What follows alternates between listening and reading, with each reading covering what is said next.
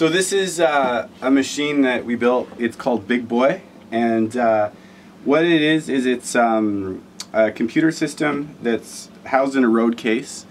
It's running a piece of software that was built using a programming language called Max. Okay.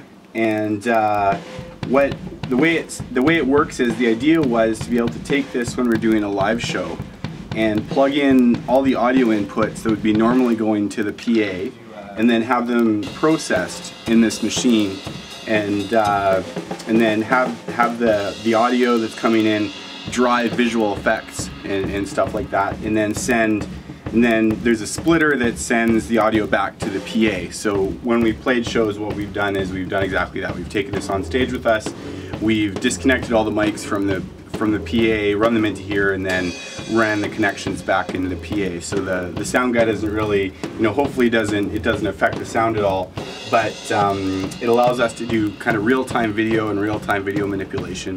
The other thing that we can do with it is we can do kind of effects processing at the same time. So the guy that works with us, he'll run, he'll affect the guitar signal or the bass signal that's coming in, or the vocal signal, or he'll drop in samples or sound effects and stuff on top of what we're doing, in addition to running the visuals at the same time. Cool. Yeah. How long did it take to develop this? So, in all honesty, it probably took about a year to write the software, and then it took a couple months to kind of figure out a way that we could make it all portable. So, the first show we played at the park, we had all the components in Rubbermaid containers, and we showed up at the park, and we were scrambling to put it all together, and it actually kind of fell over when we were on stage right before we played and stuff. So that was pretty stressful.